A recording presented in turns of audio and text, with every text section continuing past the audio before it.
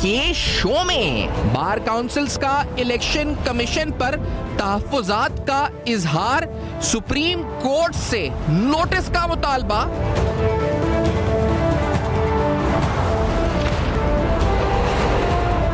Chief election commissioner इस्तीफा दें, वुकला तंजीमों का मौकिफ।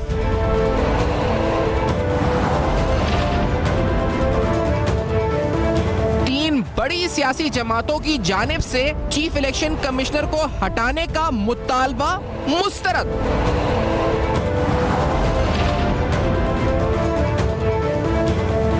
इस वक्त हल्का बंदियों का मामला देखा तो कारकुनान और वोटर्स के हकूक मुतासिर होंगे, सुप्रीम कोर्ट ऑफ पाकिस्तान।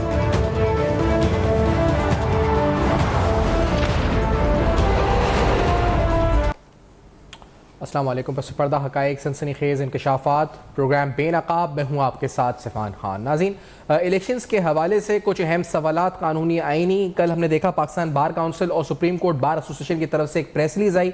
इस प्रेस रिलीज में पाकिस्तान बार काउंसिल की तरफ से जो मौक़िफ़ अपनाया गया, अगर क्लियरली आपको अल्फाज पढ़ के बताएं, the PBC firmly believes that the primary objective is not merely holding elections but conducting them in a free, fair and transparent manner, providing equal opportunities to all stakeholders.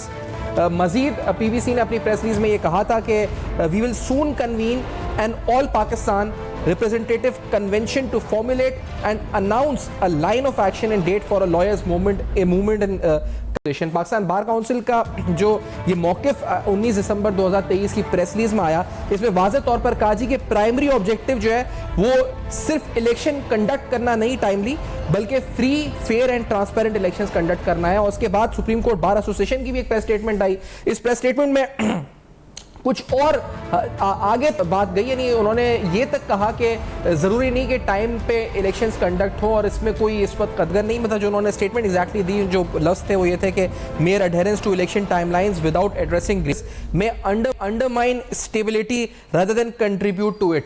तो यानी अगर सिर्फ और सिर्फ टाइमलाइंस को फॉलो किया जाएगा rather than addressing grievances, यानी जो तहफ़्फ़ुज़ात हैं उनको एड्रेस किए बगैर, तो इससे जो है स्टेबिलिटी नहीं आएगी, बल्कि स्टेबिलिटी जाएगी और अदम इस्तेहकाम जो है इस वक्त मुल्क में आएगा। तो ये इन दो के बाद इलेक्शन कमीशन ऑफ पाकिस्तान की जानिब से एक प्रेस रिलीज आई और इलेक्शन कमीशन ऑफ पाकिस्तान की इस प्रेस रिलीज के अंदर हल्का बंदियों के हवाले से कुछ वजाहतें की गई। इसमें जो 4.5 का जो रेशो है उसके बारे में तफसीलात बताई गई कि अगर वो 4.52 होता है या 4.49 होता है तो उस फ्रैक्शन के हिसाब से हल्का बंदियां एलोकेट होती हैं।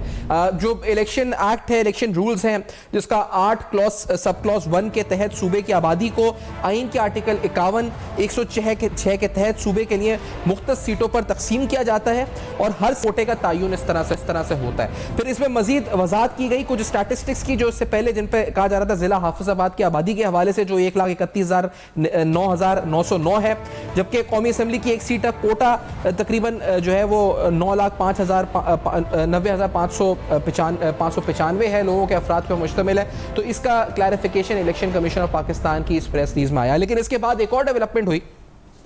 Supreme court of Pakistan, honourable supreme court of Pakistan से 3 रुकनी बेंच 1 जिसमें जस्टिस सरदार तारिक मसूद, जस्टिस सैयद मंसूर अली शाह, जस्टिस अतहर मिनल्ला, और इसमें एक तहरीरी फैसला जो कि सैयद मंसूर अली शाह साहब ऑनरेबल जस्टिस ने इस पर तहरीर किया। इस फैसले में कुछ अहम हवाले दिए गए और ये जो एक कानूनी और आइनी और एक जो बहस चल रही है कल सुप्रीम कोर्ट बार और पाकिस्तान बार काउंसिल की प्रेस रिलीज के बाद के टाइमली इलेक्शंस इंपॉर्टेंट हैं या free and fair elections important हैं, ये जो एक नई बहस ही छिड़ गई है, इस बारे में कुछ वजाहतें इस फैसले में तफसीलन बताई गई। इसके पैरा नंबर 5 में बताया गया कि while it is undoubtedly important for the health of a democratic system, यानी जो हल्का बंदियां हैं, these are very important for the health of a democratic system, it is not so critical that it should impede the timely conduct of general elections in applying the principle of proportionality. It becomes evident that for the larger good, the uninterrupted continuation of democratic process and the assurance of the people's right to government formation. तो इसे मजीद बताया जी कि इसकी मजीद अगर जाएं para 6 में तो बताया गया कि applying the scale of proportionality to as the constitutional importance of holding of general elections in a constitutional democracy as per the election program far outweighs, यानी जो इलेक्शन कंडक्ट करना है that far outweighs the need of री examining the delimitation of a constituency at this critical electoral juncture. यानी अब election का programme आ चुका है और इस प्रोग्राम के आने के बाद इलेक्शन कंडक्ट करना दैट फार आउटवेज जो डिलिमिटेशंस पे एतराज़ात हैं। और इसीलिए जो दो हल्के जिन पे एतराज था या ज़ोब के जिस हवाले से बलूचिस्तान हाई कोर्ट का फैसला था, इस हवाले से सुप्रीम कोर्ट के इस बेंच ने, जिससे मंसूर शाह ने जो तहरीर किया फैसला, इसमें मजीद वजाहत की गई और बताया गया कि इलेक्शंस जो हैं वो अपने स्केड्यूल के मुताबिक होने चाहिए, उसमें कोई हिंड्रेंस नहीं आनी चाहिए। एंड जो लार्जर गुड का लफ्ज़ है वो इस फैसले में इस्तेमाल किया गया। तो एक तरफ पाकिस्तान बार काउंसिल कह रही है कि हम लॉयर्स मूवमेंट की तरफ जाएंगे और chief election commissioner should go home, जो उन्होंने एग्जैक्ट लफ्ज़ लिखे हैं। फिर उन्होंने कुछ एतराज़ात उठाए हैं फ्री एंड फेयर इलेक्शन पर डिलिमिटेशंस के ऊपर। और एक तरफ सुप्रीम कोर्ट ऑफ पाकिस्तान की तरफ से आज फिर एक और अहम तरीन फैसला आया है। कुछ सियासी रहनुमाओं की भी गुफ्तगू आपको सुनाते हैं। नवाज शरीफ साहब ने अपने ऊपर अपने खिलाफ आने वाले फैसलों के बारे में अदब से क्या कहा और अपना जो अदालती उनका जो तजुर्बा रहा उस बारे में क्या बताया, जो कानूनी उन्होंने मुश्किलात फेस की, लेट्स से दिस के क्या कहा। जो हम पे गुजरी सो गुजरी, लेकिन जो मुल्क पे गुजरी है उसका दुख मेरे ख्याल हर पाकिस्तानी को है। जब मैं वज़ीर आज़म था 2017 की बात है तो मुल्क खुशहाली की तरफ दौड़ रहा था, ना कोई महंगाई का नामो निशान था, लोग बेरोजगारी से निकल कर रोजगार की तरफ आ रहे थे, गुर्बत की लकीर से लोग निकल रहे थे बाहर। पाकिस्तान ऐसा लग रहा था कि बहुत जल्दी इंशाअल्लाह दुनिया के तरक्की याफ्ता मुल्कों में शामिल हो जाएगा। और इस खित्ते में मैं आपको फिर बता रहा हूँ कि सबसे आगे हम थे। तरक्की का दौर आता है तो 4 दिन तरक्की के बाद फिर 10 दिन हम फिर पीछे चले जाते हैं, एक स्टेप आगे लेते हैं, 4 स्टेप पीछे चले जाते हैं। जाली केसेस जो बने थे उन खत्म हो गए हैं। 3 हेयरिंग्स में ही उन्होंने उठा के बाहर फेंका। और इन्हीं जाली केसेस में मैंने, मरियम ने, शहबाज साहब ने अपने केसेस में जो इनके खिलाफ थे, ये बाएं दाएं सब वो बैठे हैं जिनके खिलाफ झूठे केसेस बनाए गए। मैंने 150 के करीब मैंने पेशियां भुगती और सजा पाई, झूठे केसेस में सजा पाई। नाज़रीन, ये सारे अहम तीन सवालात हैं इलेक्शंस को लेकर। अब जो कहा गया कि हतमी तौर पे जो फैसला आया सुप्रीम कोर्ट का, उस दिन जो जुमे को बेंच आया बैठा, उसके बाद आज का फैसला आया, इसके बाद शायद ही कोई डाउट होना चाहिए। लेकिन इसके बावजूद जो ये प्रेस रिलीजेस आई हैं और जो वकला का लाएमल, जो सुप्रीम कोर्ट बार और खासतौर पर पाकिस्तान बार काउंसिल का लाएमल है और इलेक्शन कमीशन का अपना मौक़िफ़ जो है, इसको सामने रखते हुए क्या मंजरनामा बनता है, इस पर कुछ अहम सवाल उठाते हैं। इस ब्रेक के बाद हमारे साथ रहेगा।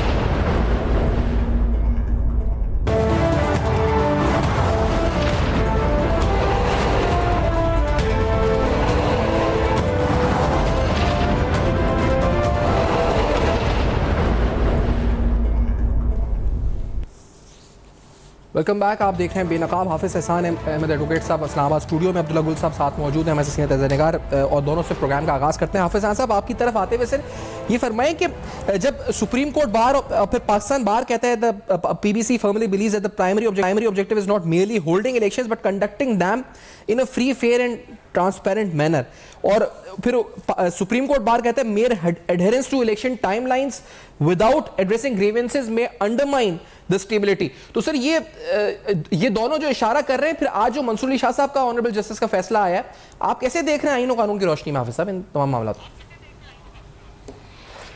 बिस्मिल्लाहिर्रहमानिर्रहीम। आपका बहुत शुक्रिया कि आपने मौका दिया और बड़ा अच्छा आपने इंट्रो दिया है और उसके अंदर सारी चीज़ों का कवर किया। मैं इसका लीगल और कॉन्स्टिट्यूशनल एरिया में उसे आपसे कवर करना चाहूँगा।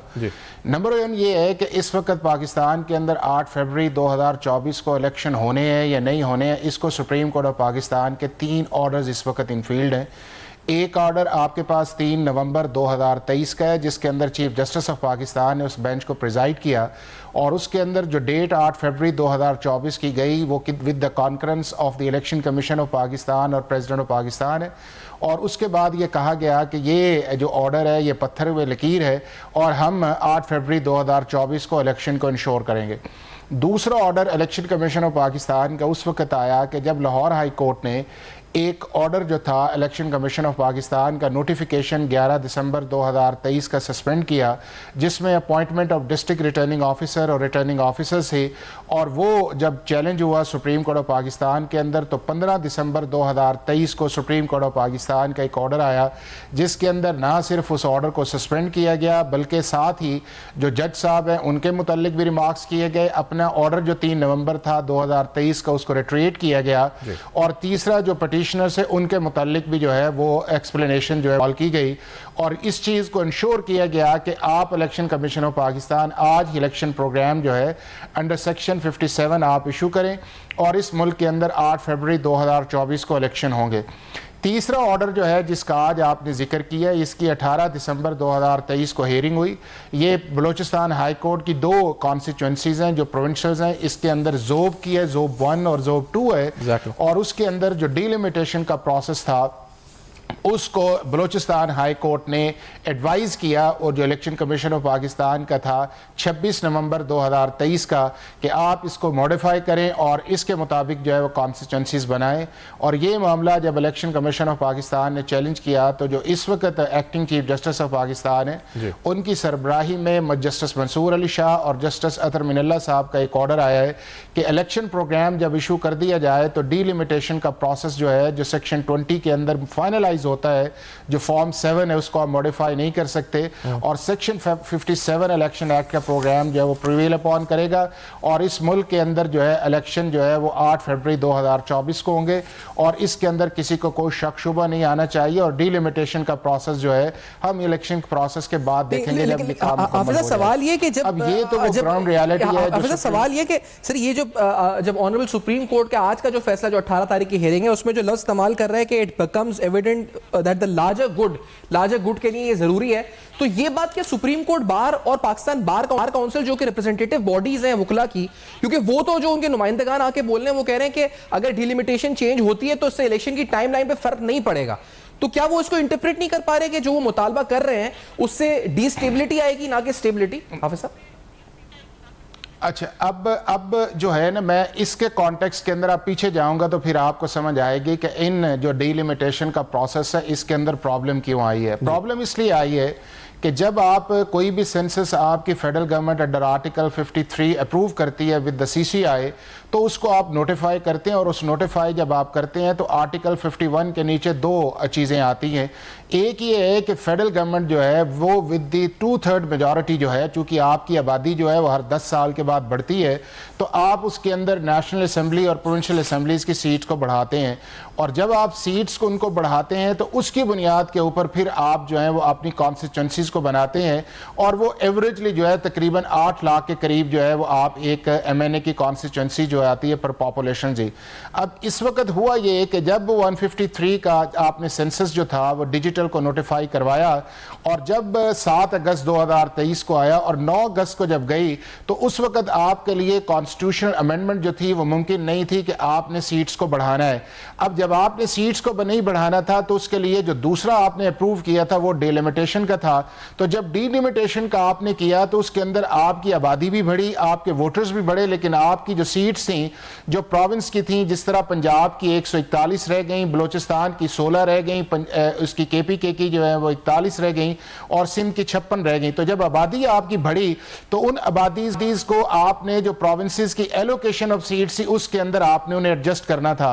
जब आपने उसके अंदर एडजस्ट किया तो डेफिनेटली उसके अंदर प्रॉब्लम्स आए हैं, कुछ हल्के छोटे आए हैं, कुछ हल्के जो है बड़े भए हैं, लेकिन उसका जो हल था वो ये था कि या आपकी सेंसस पहले नोटिफाई होती, या इलेक्शन कमीशन ऑफ पाकिस्तान जो है वो ये करता इस चीज के अंदर है कि जो उन्होंने टाइम लिया था उस टाइम को वो बढ़ाते, चूंकि आपको चाहिए थे 120 दिन इलेक्शन को कंडक्ट कराने के अंदर, जब आपका 51.5 के नीचे प्रोसेस पूरा होना था 224 के बाद।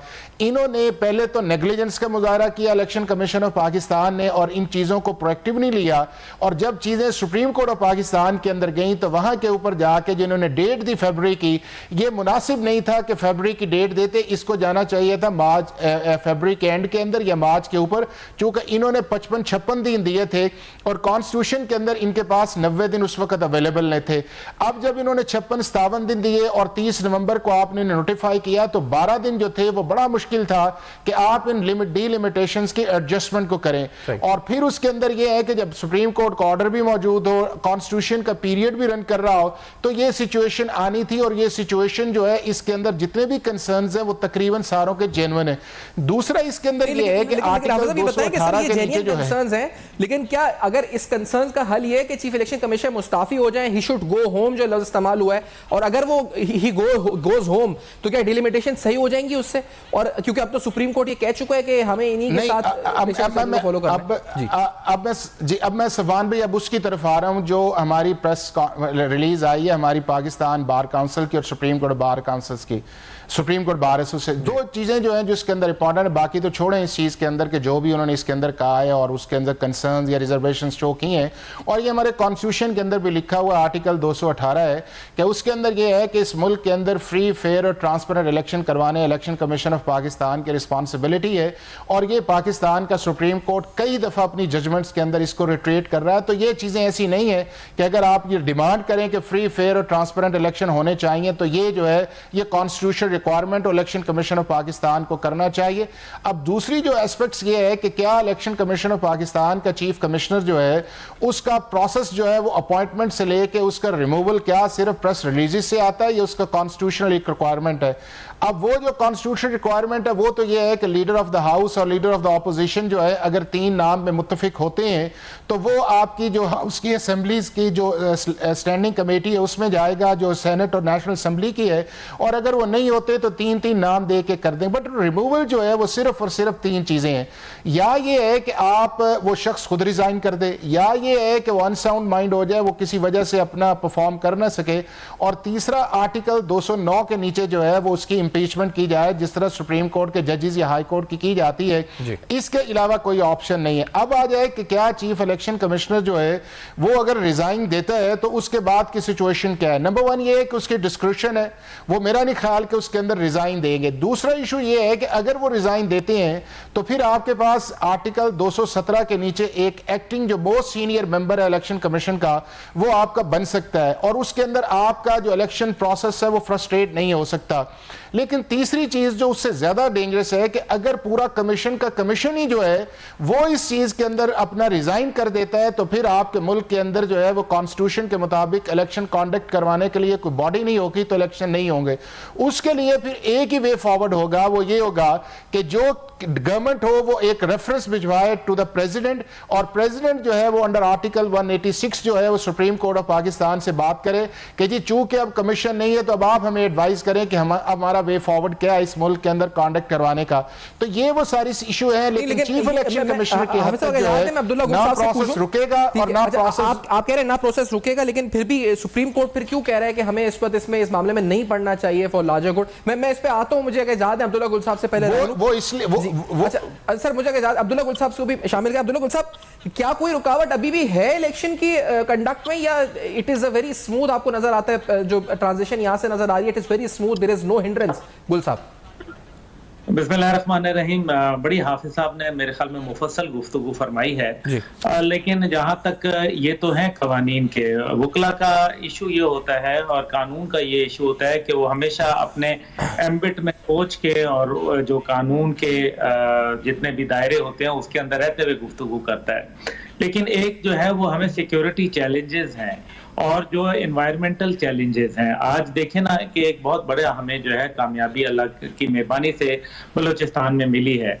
लेकिन दूसरी तरफ जो है सिक्योरिटी चैलेंजेस के साथ साथ मुझे नजर आ रहा है कि 2 सूबों में इलेक्शन जो है वो शायद कुछ तातुल का शिकार हो सकते हैं।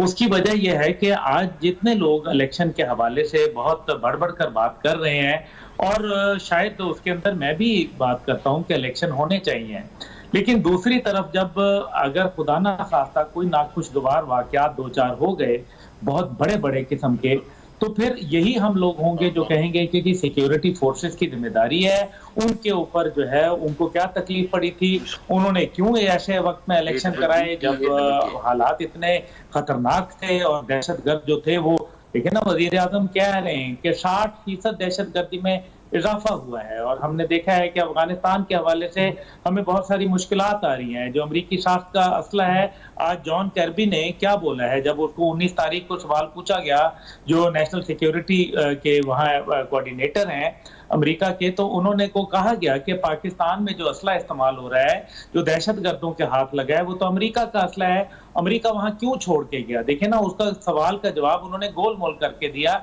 आर्मी चीफ वहां मौजूद हैं, उनकी DGISI मौजूद है, और मेरा ख्याल है कि बड़ी अच्छी सिफारतकारी फिलहाल जो है और पाकिस्तान की नुमाइंदगी हो रही है। लेकिन साथ ही साथ ये है कि इलेक्शन के हवाले से क्या अभी तक कोई आपको सियासी जमातों का बयानिया नजर आया, कोई वो बेहतरी का पैगाम लेके आ रहे हैं, कोई उनके पास सिक्योरिटी का कोई मुतबादल मौजूद है, कोई उनके पास मईशत का मुतबादल मौजूद लेकिन है। अब्दुल्ला साहब, ये फैसला, क्योंकि निगरान जो वजीर आजम हैं वो कह चुके हैं वाज़े तौर पे कि इलेक्शंस हैं, आपकी तमाम सियासी जमातें बड़ी इंक्लूडिंग PTI वो कह रही है कि हम भी बार एसोसिएशन के इस मुतालबे के साथ नहीं है। वो तो मुतालबा कर रहे थे कि चीफ इलेक्शन कमीशन रिजाइन करना चाहिए, वो भी अब कह रहे हैं हामिद खान साहब के नहीं, हमें इस पद नहीं हटाना, उनको प्रोसेस को चलना चाहिए। नून लीग भी कह रही है, पीपल्स पार्टी भी कह रही है, आला अदालत भी कह रही है, फैसला आ चुका है आज मंसूर शाह साहब का। तो इस सूरत हाल में फिर ये जो आप कह रहे हैं, अगर ये सिचुएशन है भी, तो इसका जो इंटरप्रिटेशन कौन करेगा, कौन सी बॉडी डिसीजन लेगी और कैसे लेगी, क्योंकि वाजे तो नजर कुछ नहीं आ रहा है ऐसा रुकावट। कुल साहब देखिए जी, सुप्रीम कोर्ट की यकीनन उसको कानून में देखना है, लेकिन रियासत को भी तो कुछ है ना। रियासत का मतलब हरगिज़ यहाँ फौज नहीं है, रियासत का मतलब जो है वो इसके अंदर तमाम इदारे मौजूद हैं, तमाम रियासती सतून है, पुलिस है, उसके अंदर जो हमारे खास तौर पे जितना DMG ग्रुप है वो मौजूद है। तो क्या इस टाइम पे मुतहम्मल हो सकते हैं? बात तो ये है, क्या आप हर हल्के में से खड़े होने वाले 4 आदमी जो कि जिसको कहते हैं ताकतवर उम्मीदवार होते हैं, आप उनको सिक्योरिटी प्रोवाइड कर सकते हैं, उनके जलसों को सिक्योरिटी प्रोवाइड कर सकते हैं? और क्या आपके पास वो इक्विपमेंट है, क्या आपके पास वो वसाइल हैं? अगर आप फौज को वहां लगाएंगे तो फिर बॉर्डर के ऊपर आप क्या करेंगे, दहशतगर्दों का क्या करेंगे? मल्टीपल सवाल हैं। देखिए ना, मैं कोई रैशनली इसके ऊपर बात कर रहा हूं, मैं कोई ये नहीं कह रहा कि ये मेरी कोई ख्वाहिश है, मैं तो एनालाइज कर रहा हूं कि ऐसा हो सकता है। और जहां तक PTI का ताल्लुक है, PTI को जाहिर है उसको अपनी मुश्किलात थी, वो चाहती थी कि उसकी लीडरशिप बाहर आ जाती और उसके बाद इलेक्शन होते। जाहिर है एक बड़ी जमात है, उसकी हिडन एक कहीं रजामंदी तो मौजूद है। दूसरी तरफ नवाज शरीफ साहब हैं, उनको भी, वो भी इलेक्शन नहीं चाहते। मैं आपको बड़ा वादे बता रहा हूं, मैं इसके ऊपर मैं डिबेट कर सकता हूं। देखिए उसकी वजह है 19.2 बिलियन आपने वापस करना है मार्च के अंदर, जो पहली किस्त आ रही है आपकी IMF की, और फिर सितंबर के अंदर आती है। आपने अभी हुकूमत में आना है और साथ जो है वो पता चल रहा है कि आपको IMF की वो एक किस्त लग गई और आवाम के साथ जो किए हुए वादे थे वो एकदम जो है वो जमीन बोस हो गए। तो मकसद ये है कि एक तरफ तो वो पार्लिमानी बोर्ड के इजलास चल रहे हैं, टिकट बांट रहे हैं, आप कह रहे हैं कि वो तैयार। अच्छा, मैं गुल साहब साथ रहे, ओएस नूरानी साहब प्रोग्राम में साथ बांटने देना, उनको टिकट बांटने देना। अच्छा, आप कह रहे हैं कि वो किसने मना किया? अब आप कह रहे हैं कि he is not practically ready to take over, यानी मजबूरी हो के देखें उनको ड्रैग करके। ये ऐसे ही है कि जब ज़ियाउल-हक साहब का जहाज क्रैश हो गया था तो उस वक्त जो है वो बड़े बड़े सियासतदान अभी मेरा क्या मुंह खुलवाते हैं, जो कह रहे थे कि हमारे हाथ कोनियों तक जुड़े हुए हैं, खुदा के लिए इलेक्शन ना करवाएं। उनमें से कुछ लोग दुनिया में भी नहीं रहे, मैं अभी मजीद क्या बोलूं। अच्छा, ओवैस नूरानी साहब आपकी तरफ से आते हुए, क्योंकि पाकिस्तान बार काउंसिल और सुप्रीम कोर्ट बार एसोसिएशन का 2 प्रेस रिलीजेस आई, उसमें उन्होंने कहा जी कि free and fair elections conduct होना चाहिए। आज सुप्रीम कोर्ट का फैसला आया, जैसे मंसूर अली शाह साहब ने तहरीर किया और उन्होंने जी कहा कि applying the scale of proportionality towards the constitutional importance of holding elections in a constitutional democracy as per the election program far outweighs the need for re examining the delimitations. तो उन्होंने कहा जी कि it outweighs the need for re examine delimitations, और हमें elections conduct करने हैं, इस प्रोसेस को आगे बढ़ाना है। तो सर नूरानी साहब, क्या अब कोई रुकावट है इलेक्शन तक, या ये जो बार एसोसिएशंस की प्रेस रिलीजेस आई हैं इसको आप कोई रुकावट समझते हैं नूरानी साहब?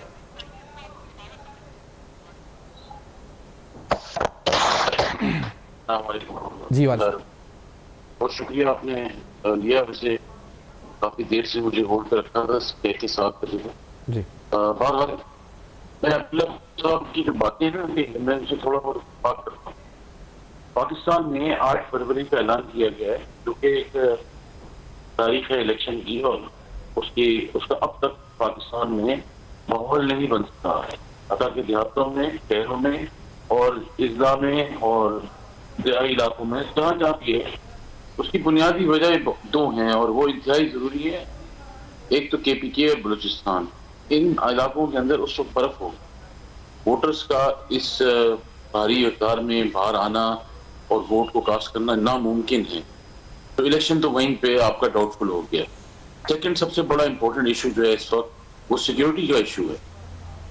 वो इतना डेंजरस है कि कोई भी शख्स KPK में और बलूचिस्तान में और दूसरे इलाकों में भी कंपेन नहीं कर सकता आजाद माहौल के अंदर।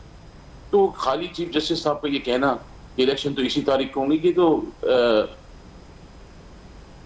जस्टिस साहब तो नहीं बैठे यहाँ पे, ये तो अवाम ने फैसला करना है, जमहूरी जमातों ने फैसला करना है कि इलेक्शन को किस तरह हमने मैनेज करना है, हैंडल करना है, कि हम अपनी लोगों के साथ किस तरह कैंपेन चला सकेंगे ताकि अवामी राय और वोट कास्ट करने का एक तरतीब अमल जो है उसको उसके अंदर कोई रुकावट ना है।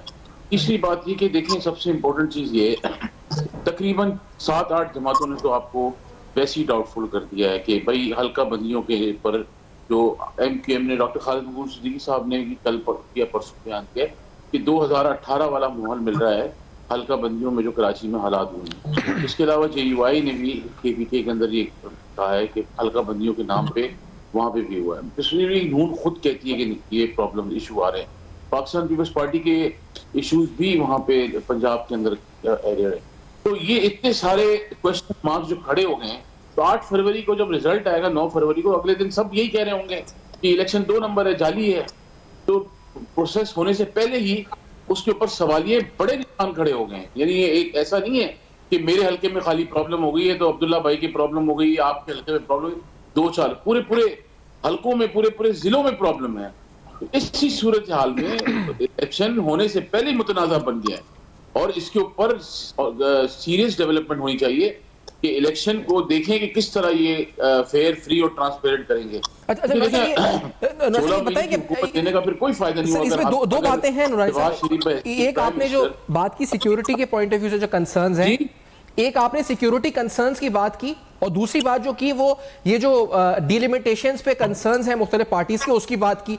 अच्छा, जब ये पाकिस्तान बार काउंसिल और सुप्रीम कोर्ट बार की तरफ से प्रेस रिलीज आई है, इसके बाद जो पीपल्स पार्टी, नून लीग, PTI इन्होंने तो मुस्तरद किया इस मुतालबे को बार काउंसिल्स के कि नहीं जी, चीफ इलेक्शन कमीशनर को मुस्ताफी नहीं होना चाहिए और election process should go as it is planned. तो ये फिर इंतजार क्यों कर रहे हैं? अगर इनको भी आवाज मिलानी है इनके साथ, तो ये इसमें कोई रुकावट है भी क्यों नहीं आ रही खुलकर? ये इसका मतलब है इलेक्शन कमीशन मुस्तफी हो जाए और कोई सिटिंग जज जो आके बैठ जाए कुर्सी पे।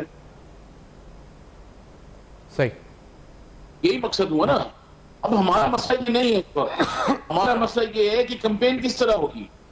हमारा मसला ये है कि जो डिलिमिटेशन का जो इशू है वो किस तरह रिजॉल्व होगा। ये तो इलेक्शन के ऊपर बहुत बड़ा क्वेश्चन मार्क हो गया है। अच्छा, तो और जो, लेकिन ये तो आपने कहा ना कि कैंपेन किस तरह होगी, दूसरा चीफ इलेक्शन कमीशनर इस्तीफा, तीसरा जो डिलिमिटेशन वाला मामला है, इस पे इन पार्टीज के एतराज तो है, लेकिन अब तो सुप्रीम कोर्ट उन एतराजात को सुन ही नहीं रहा, वो कह रहे इलेक्शन के बाद सुनिए। आप इग्नोर क्यों कर रहे हैं? अगर खुदा ना खास्ता कोई इंसिडेंट हो गया ना करे तो आप इसको इग्नोर क्यों कर रहे हैं मेरे इस क्वेश्चन को? एग्जैक्टली, नहीं मैं नहीं, तो अब इसमें होना डिलिमिटेशन से इंपॉर्टेंट है सिक्योरिटी है।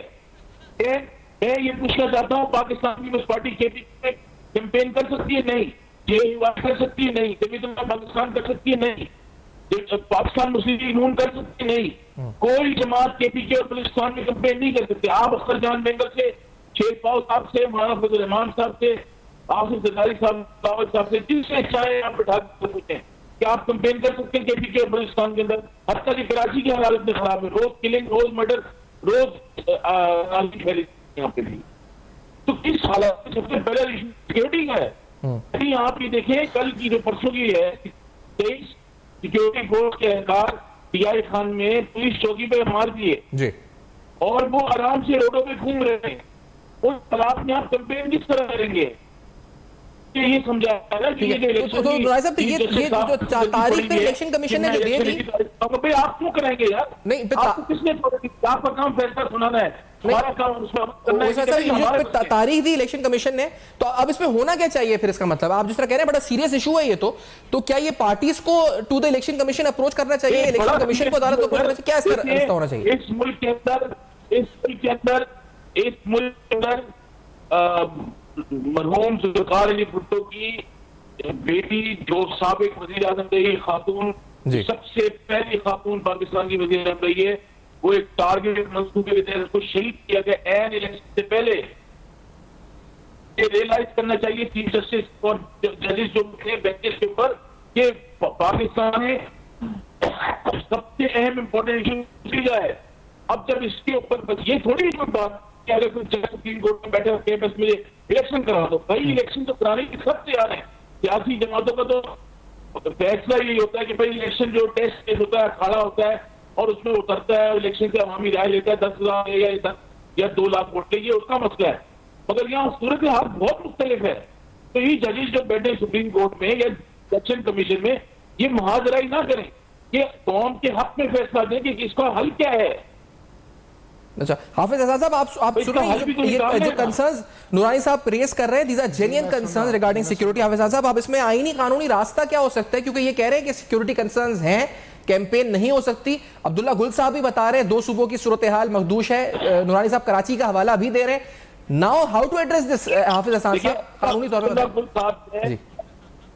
पर जो है बैकग्राउंड आपको पता है कहाँ का बैकग्राउंड है, उनको तो इन चीज का पता होगा नक्शों के ऊपर कौन सी चीज कहाँ से क्या मूव कर रही है। अच्छा आवाज हर आदमी का कंसर्न ये है, देखिए हर आदमी, हर लीडर, हर पर्सन को प्यारा है। यहाँ सवाल ये नहीं है किसकी पार्टी का मसला है, ये ओवरऑल सिचुएशन, ओवरऑल मसला है। अच्छा हाफिज अहसान साहब, कानूनी तौर पे मुझे बताएंगे सर, मैं अगर नूरानी साहब इजाजत है कि माहिर कानून है हाफिज अहसान साहब, अगर हमें बताएं कि रास्ता आगे क्या हो सकता है यहाँ से। हाफिज अहसान साहब वो हमें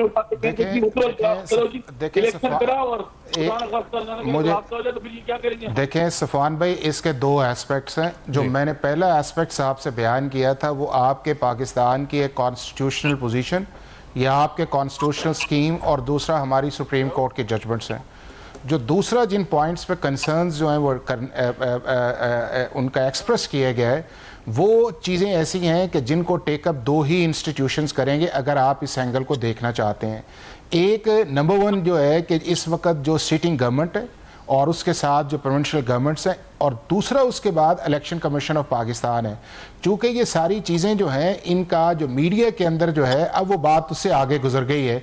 अगर तो कोई सुप्रीम कोर्ट ऑफ पाकिस्तान की इंटरवेंशन ना होती या लोग ना गए होते तो ये चीज़ें जो थी वो और एंगल की तरफ थी।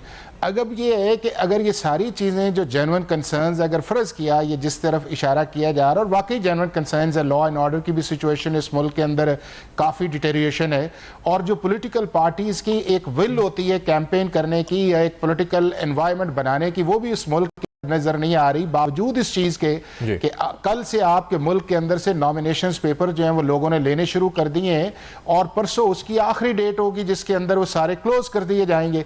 तो वो सारी चीजें अपनी जगह हकीकत हैं, हमारी रीजनल सिचुएशंस भी अपनी जगह, हमारी जुमला का हाफिज साहब आपने कहा कि अब बात आगे जा चुकी है, तो ये सर इसका मतलब क्या है आपका कि आगे जा चुकी है? और थोड़ा इसको एलैबोरेट करें सर, क्या बात इसलिए देखे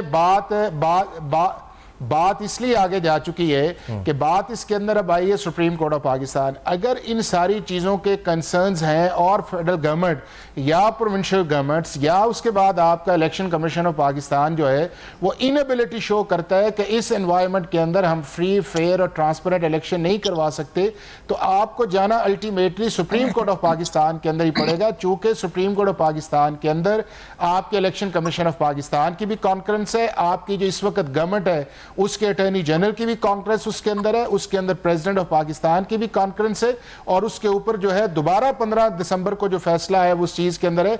तो अगर ये सारी चीजें ऐसी हैं जिनको लेके जाना चाहिए तो प्रेरोगेटिव जो है वो फेडरल गवर्नमेंट का और इलेक्शन कमीशन ऑफ पाकिस्तान का है। और अगर वो मुनासिब समझते हैं कि ये चीजें ऐसी हैं कि जिनको सुप्रीम कोर्ट के नोटिस के अंदर ला के, एक चीज जो बात बड़ी इंपॉर्टेंट है कि अगर हम इस एनवायरनमेंट के अंदर इस मुल्क के अंदर इलेक्शन करवाएंगे 8 फरवरी के अंदर, तो ना इस मुल्क के अंदर पॉलिटिकल स्टेबिलिटी आएगी, ना इकोनॉमिक स्टेबिलिटी आएगी, चूंकि ना पॉलिटिकल पार्टीज कुछ रेडी हैं और ना वो पॉलिटिकल डायलॉग के अंदर जाना चाह रही हैं। और जो इस वक्त आपकी इकोनॉमिक सिचुएशंस है, वो इकोनॉमिक सिचुएशंस जितनी देर तक आप सारे इकट्ठे होकर इस मुल्क के अंदर नहीं जाएंगे, कोई मुल्क इसको संभाल नहीं सकेगा।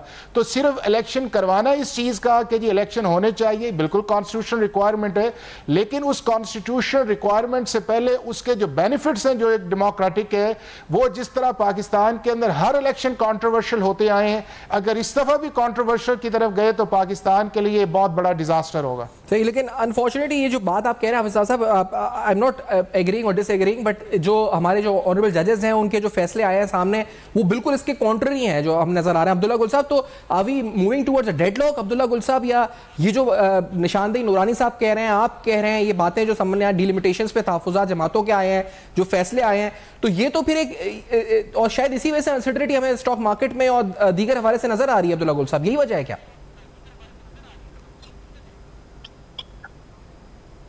देखिए जी, आपने दोनों शुरका की गुफ्तगू सुन ली। नूरानी साहब बड़े समझदार हैं, ज़ीरक हैं और मौलाना फजल रहमान साहब के साथ उठते बैठते हैं, और फिर हाफिज साहब माशाल्लाह आपने देखा है कि इनका तो हाफिजा भी बड़ा ज़बरदस्त है और इनका मुताला भी जो है वो लासानी है।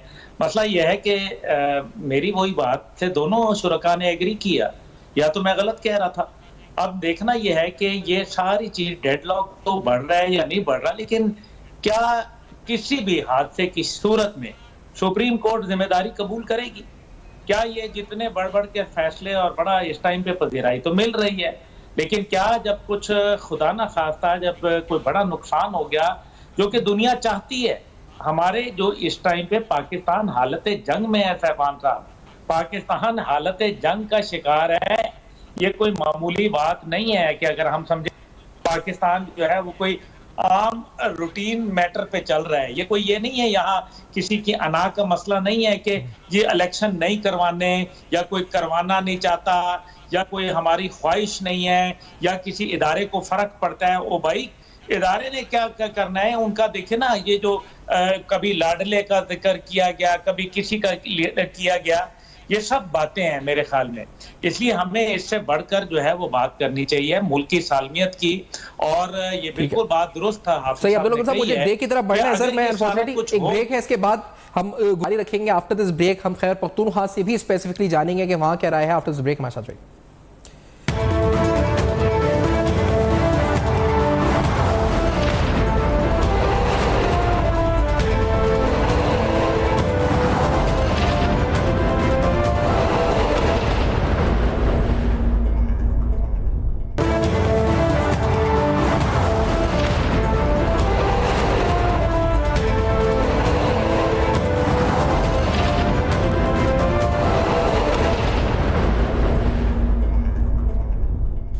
Welcome back. आप देख रहे हैं बेनकाब, और आज बेनकाब में कुछ अहम कानूनी सिक्योरिटी पॉइंट ऑफ व्यू और आने वाले इलेक्शंस पे उठने वाले एतराज़ात और तहफ़्फ़ुज़ात मुख्तलिफ जमातों के, सुप्रीम कोर्ट बार के, पाकिस्तान बार काउंसिल के।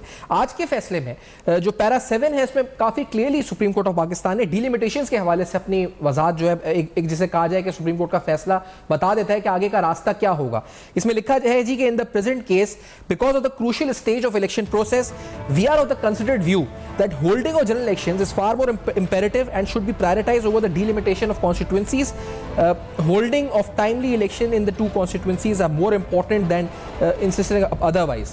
तो इसमें वाज़े तौर पर डिलिमिटेशन का मामला तो शायद सेटल हो गया है। ये जो दूसरा अहम मामला है सिक्योरिटी का, ये जो अभी अब्दुल्ला गुल साहब और ओवैस नूरानी साहब उठा रहे थे, तो हाफिज एहसान साहब, क्या ये डिलिमिटेशन वाला भी should go in a review, या सिक्योरिटी पॉइंट ऑफ व्यू वाला भी जो आप कह रहे थे कि वो उसको लेकर the federal government should go into a review, या election commission should go into a review? कौन जाएगा, कौन इनिशिएट लेगा ये सर, अगर है मामला?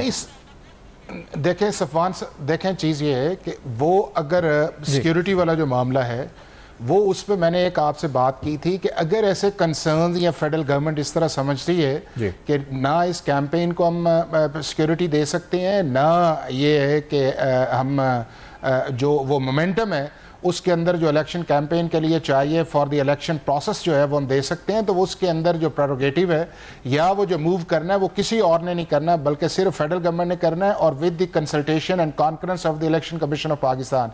ना election commission of Pakistan independent supreme court ये कह सकता है और ना फेडरल गवर्नमेंट कह सकती है। दूसरा जो आपका डिलिमिटेशन का प्रोसेस है, लेकिन वफाकी वज़रा तो खुद आप देखिए ना बलूचिस्तान से हाफिज साहब सरफराज भुट्टी साहब पीपल्स पार्टी ज्वाइन कर चुके हैं, वो तो इस्तीफे देके खुद पार्टी ज्वाइन कर रहे हैं, आने वाले इंतखाबात की तैयारियां कर रहे हैं जो वफाकी वज़रा हैं। तो ऐसे में यानी आपको लग रहा है कि कोई कंसेंट, मैंने वही आपसे जी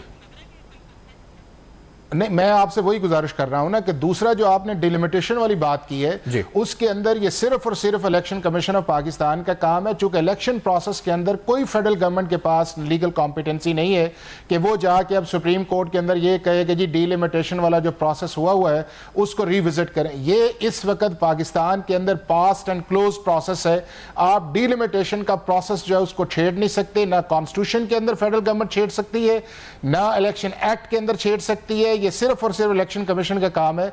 और मोर ओवर जो आज सुप्रीम कोर्ट ऑफ पाकिस्तान की जजमेंट आ गई है, उन्होंने भी इस चैप्टर को क्लोज कर दिया है कि हम इस पे कोई बात नहीं हो सकती, अगर होगी तो वो इलेक्शन डे के बाद होगी। दूसरी चीज जो है वो इंपॉर्टेंट ये है कि चूंकि हम ज्यादा चीजें जा रहे हैं, वो बात करते हैं हम प्रिजम्पशंस के ऊपर हाइपोथेटिकली। इस वक्त बात यह है कि जितनी देर तक वैसी चीजें जो हैं वो जेन्युइनली जो हैं वो किसी पिटीशंस की सूरत के अंदर या एप्लीकेशंस के अंदर सुप्रीम कोर्ट ऑफ पाकिस्तान के अंदर नहीं जाएंगी, उतनी देर तक हमें सुप्रीम कोर्ट ऑफ पाकिस्तान के ऊपर बात नहीं करनी चाहिए कि उन्होंने क्या किया या वो उन्हें क्या करना क्या चाहिए।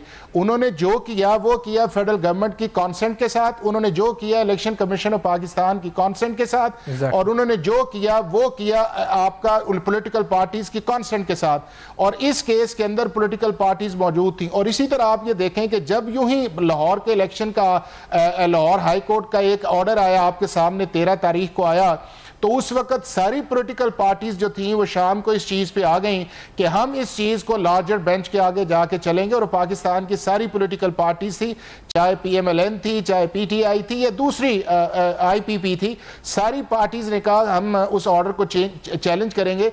और वो चैलेंज उन्होंने कहा कि हम करेंगे लार्जर बेंच के सामने, जो लाहौर हाई कोर्ट का बना, 5 मेंबर्स बेंच का बना, जिसने मंडे को मिलना था। लेकिन उससे पहले चीफ जस्टिस ऑफ पाकिस्तान के पास इलेक्शन कमीशन ऑफ पाकिस्तान गया और उन्होंने फैसला किया। अब जो बार एसोसिएशंस के कंसर्न्स है वो बिल्कुल जेन्युइन इस चीज के अंदर है कि फ्री फेयर ट्रांसपेरेंट बिल्कुल होने चाहिए, डिलिमिटेशंस के अंदर जिस तरह चीजें होनी चाहिए थी उस तरह नहीं आई। लेकिन इस बुनियाद के ऊपर आप इस मुल्क के अंदर जो है वो इलेक्शन ना पोस्टपोन करवा सकते हैं, ना इलेक्शन मुलतवी हो सकते हैं, और ना उन्होंने अपनी उसके अंदर इंदिया दी है। एक शख्स के ऊपर उन्होंने बात की है, वो है चीफ इलेक्शन कमिश्नर। और चीफ इलेक्शन कमिश्नर जो है अगर वो खुद रिजाइन नहीं करते तो वो सिर्फ कहने के ऊपर से उनका रेजिग्नेशन ना आएगा ना वो एक्सेप्ट करेंगे। हाँ, एक सूरत है कि अगर वो खुद रिजाइन करें या पूरा कमीशन रिजाइन करें। हाफिज साहब ये बताएं कि ये जो सुप्रीम कोर्ट बार और पाकिस्तान बार काउंसिल की प्रेस रिलीजेस हैं, वो आज के इस फैसले के बाद जो तहरीर किया जैसे मंसूर अली शाह साहब ने, ये तो सेटल हो गया ना सर, डिलिमिटेशन वाला मामला आज? जी बिल्कुल हो गया, सेटल हो गया है। वो आज जो फैसला है 3 चीजें सेटल हो गई हैं। डिस्ट्रिक्ट रिटर्निंग ऑफिसर्स की अपॉइंटमेंट भी सुप्रीम कोर्ट ने सेटल डाउन कर दी है। और आपके सामने जो डिलिमिटेशन का प्रोसेस है सेक्शन 50 और 51 के बाद जो स्टार्ट होता है सेक्शन 20 के अंदर और उसके बाद 51(5) के नीचे जो मुकम्मल हुआ है, इसको भी सुप्रीम कोर्ट ने फॉर द टाइम और इसके बाद अगर कोई सिक्योरिटी के कंसर्न है जाए आप इलेक्शन, तो आप कह रहे हैं कि एक कोई पिटीशन जाए या तो पार्टी की तरफ से जाए या फेडरल गवर्नमेंट जाए, और then only we can talk on that कि आप जो है इस वक्त कोई पिटीशन आ रही है, कुछ आ रहा है, या अभी सिर्फ मफरूजे हैं कि सिक्योरिटी सिर्फ उस सूरत के अंदर जाए। और वो जो जब जाएगी और उससे पहले एक होमवर्क होगा, वो मीटिंग्स होंगी और उस मीटिंग्स के अंदर सारी चीजें जो है वो सुप्रीम कोर्ट ऑफ पाकिस्तान के अंदर एक प्रेजेंटेशन अगर जरूरत आई तो वो उस सूरत के अंदर आएगी। उससे पहले सिर्फ एप्रीहेंशंस कहना कि जी इस वक्त लॉ एंड ऑर्डर की situation, definitely law and order की सिचुएशन ठीक नहीं है। हमारे जो बॉर्डर्स हैं इख्तियार वली खान साहब हमारे साथ मौजूद है, डेरा इस्माइल खान का आप देखें, आपके खैबर पख्तूनख्वा के नून लीग के इस वक्त सूबाई अहम ओहदेदार हैं, मरकजी ओहदेदार भी हैं नून लीग के, इख्तियार वली खान साहब। तो उनसे पूछते हैं ना, इख्तियार वली साहब ये फरमाएं कि जो सूबाई सत्ता के ऊपर खैबर पख्तूनख्वा में कैंपेनिंग के दौरान कोई कंसर्न्स हैं आप लोगों के? क्योंकि यहाँ पे मौलाना ओवैस नूरानी साहब, अब्दुल्ला गुल साहब कह रहे थे कि सिक्योरिटी अप्रिशिएशंस हैं, तो क्या आप लोग सेटिस्फाइड हैं विद द सिक्योरिटी या आपको कंसर्न्स हैं खैबर पख्तूनख्वा के हवाले से स्पेसिफिक? वली साहब थैंक यू वेरी मच सैफान। देखें, सिक्योरिटी कंसर्न जो है वो तो हमारे पाकिस्तान में हमेशा से रहे हैं, काफी एक लंबा अरसा। जब आप देखें हमारी बैक हिस्ट्री आप देख लें 2007-8 से लेकर पाकिस्तान में मतलब स्टेबिलिटी बड़ी कम ही आई है। ये जो प्रीवियस हमारी गवर्नमेंट की 2013 की वो इलेक्शन हमने इस नारे पे और इस दावे पे लड़ा था कि हम पाकिस्तान में अमन बहाल कराएंगे। कराची में अमन नहीं था उस वक्त, बलूचिस्तान में अमन नहीं था, खैबर पख्तूनख्वा खून में लथपथ था, शहीद जो अपने हैं बशीर बिलोर साहब, मियां इफ्तिखार के जवान साल बच्चे, इसके अलावा कई सैकड़ों लोग, और आए रोज फिर पुलिस के जवान, फोर्सेस के जवान वो शहीद हो रहे हैं। अभी तक इसमें 50-55 हजार लोग शहीद हो चुके हैं। लेकिन अगर आप इसको बेस बनाकर इलेक्शन को पोस्टपोन करेंगे तो इसका मतलब यह है कि आप अगले 10 साल तक इलेक्शन नहीं करा सकते। आपकी पॉलिटिकल फोर्सेस, उनका काम है मुल्क की डेमोक्रेसी को और उसकी स्टेबिलिटी को मेंटेन रखना। फोर्सेस का काम है, जो हमारी आर्म फोर्सेस हैं, उन्होंने पीस के जो अमन का एक प्रोसेस है उसको मेंटेन रखना होता है। This is not only the case of जो हमारे सदर्न डिस्ट्रिक्ट्स हैं, या बनू हो गया, वजीरिस्तान हो गया, ये ऑल अराउंड आप कोयटा में भी देख रहे हैं। तो हम आई थिंक कि हमारी जो फोर्सेस हैं, वी बिलीव कि they are well aware and they are well equipped and they can cope with it. तो इसकी वजह से election postponement I don't think so कि ये कोई रीजनेबल बात है। और अब तो दूसरी बात ये बता दें, मौसम की भी बता दें ना सूरत हाल क्या है, क्योंकि अभी यहाँ पे मौसम का जिक्र भी हुआ कि मौलाना फजल रहमान साहब ने कहा, और ओवैस उनाई साहब अभी कोट कर रहे थे कि मौसम है, सर्दी है, कैंपेन करना मुश्किल है, वोटर्स के पास जाना मुश्किल है, कॉर्नर मीटिंग करना मुश्किल है। तो आप बताएं आपको क्या मुश्किलात हैं इसमें? मैं इस वक्त भी कैंपेन में हूं और मैं एक अवामी प्रोग्राम से साइड पे हो के, हालांकि आपके साथ मेरी टाइमिंग थी कि मैं 7 बजे आपकी शो में बैठूंगा, लेकिन आधा घंटा मेरा वहां पे लग गया। मैं 7:30 बजे आपकी शो में मैं इन हुआ हूँ। सर्दी भी है, लेकिन उसके बावजूद माशाल्लाह बड़े बूढ़े जवान सब अपने कैंपेन में हिस्सा ले रहे हैं। हाँ, एक बात बताऊं कि देयर इज नो डाउट कि शांगला, स्वात, चित्राल, ये एरियाज ऐसे हैं कि जहां पर स्नो हो सकती है। लेकिन सैफान, बैक इन 1997 हमने 1997 का जो इलेक्शन था वो हमने इसी तरह फरवरी में लड़ा था। 4 तारीख को वो इलेक्शन हुआ था, 4 फरवरी को।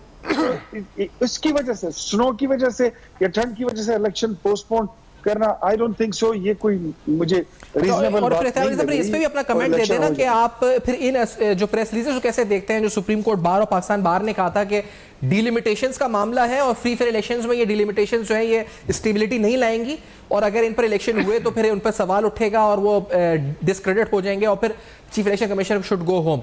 तो आप क्या समझते हैं, क्या डिलिमिटेशंस की बुनियाद पर, क्योंकि आज तो सुप्रीम कोर्ट ने सेटल कर दिया ऐसे मामले को, लेकिन आपकी क्या पॉइंट ऑफ व्यू है इसके ऊपर? देखिए, मैं जो हमारी बार एसोसिएशन है, मैं उनको ये तो नहीं कहूंगा कि उन्होंने ये किसी के ईमा पे ये काम किया है या उन्होंने ये मूव लिया है, बट आई थिंक कि उन्होंने ये, शायद वो उनको कोई गलती हो गई है। पाकिस्तान में इस वक्त इलेक्शन को डीरेल करना, it means that you are going, आप अपनी गाड़ी को और अपनी जो आपका सिस्टम चल पड़ा है, जो चलने वाला है, उसको आप बहुत दूर फेंक आएंगे, उसको बहुत दूर छोड़ आएंगे। तो मेरे ख्याल में ये इस वक्त this is out of question के chief election commissioner of Pakistan वो इस्तीफा देगा। आउट ऑफ क्वेश्चन नहीं देगा। उनका इस्तीफा मींस कि आपने इलेक्शन प्रोसेस को, पाकिस्तान के डेमोक्रेटिक कल्चर को और जमहूरी निजाम, पार्लिमानी निजाम को आप डिरेल कर रहे हैं, which is out of question. ये होगा नहीं। दूसरी बात मैं आपको ये बताऊं कि डिलिमिटेशन की बात, अगर इनको कोई एतराज था, ये तो पिछले 1 साल से ये बात डिस्कस हो रही थी कि इलेक्शन से पहले सेंसस, सेंसस के बाद डिलिमिटेशन, देन फिर इलेक्शन। तो अब एन जब इलेक्शन शेड्यूल अनाउंस हो चुका है और 50 दिन बाद इलेक्शन होने जा रहा है, इस वक्त आप ये स्टांस लेकर आते हैं कि नहीं जी ये तो ये हो जाएगा, वो हो जाएगा, और आप मफरूजों पे आप कहते हैं कि ये इलेक्शन कमिश्नर जो है तो ये इस्तीफा दें। इसका मतलब ये कि आप इलेक्शन प्रोसेस को डिले करना चाहते हैं। आई डोंट थिंक सो जी।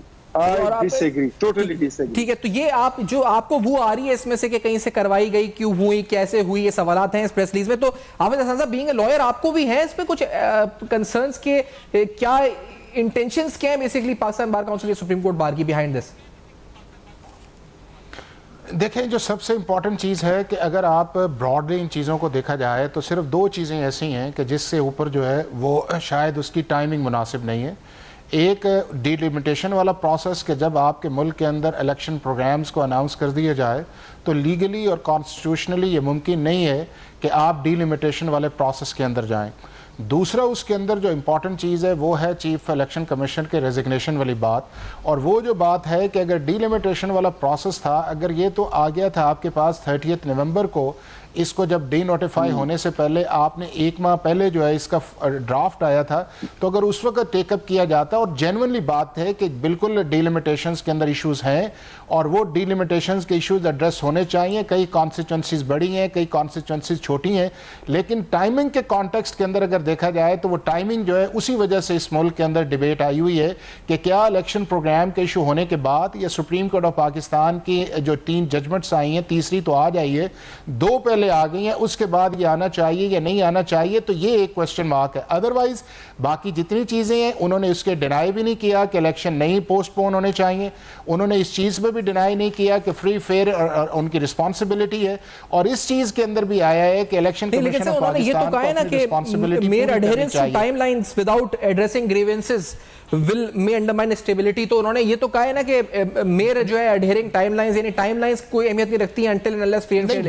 वो भी आप देखें ना कि आज प्रेस रिलीज कल आई है, आज सुप्रीम कोर्ट ने अपनी जजमेंट जो है वो दे दी है, तो मेरा नहीं ख्याल कि ये चीजें आगे बढ़ेंगी। अभी हम इस मुल्क के अंदर फ्री फेयर और ट्रांसपेरेंट इलेक्शन के लिए जाना चाहिए। हाँ, ये है कि इलेक्शन कमीशन ऑफ पाकिस्तान पे और जो है वो इस चीज को स्ट्रेस देना चाहिए, जोर देना चाहिए कि इस प्रोसेस के अंदर जो है वो सारी जो चीजें हैं वो करे कि जिससे इस मुल्क का इलेक्शन जो है वो डिस्क्रेडिट ना हो बल्कि क्रेडिट की तरफ जाए और हम एक अच्छे डेमोक्रेटिक प्रोसेस के अंदर जाएं। इख्तियार साहब, आप कुछ ऐड करना चाह रहे थे? तकरीबन 1.5 साल से। जी इख्तियार साहब प्लीज। जी देखिए, मैं आई वुड रिक्वेस्ट जो हमारी बार काउंसिल्स हैं, मैं उनसे ये रिक्वेस्ट करूंगा कि हमेशा जब भी आप किसी दूसरे के काम में मुदाखलत करते हैं तो उससे बिगाड़ पैदा होता है। जो इलेक्शन कमीशन का काम है वो उनको करने दें। जो लोग कुछ इदारों को किसी दूसरे काम में डालना चाहते हैं उनको खुदारा ये रिक्वेस्ट है कि उनको अभी सब्सक्राइब करें ताकि कोई खबर रह न जाए।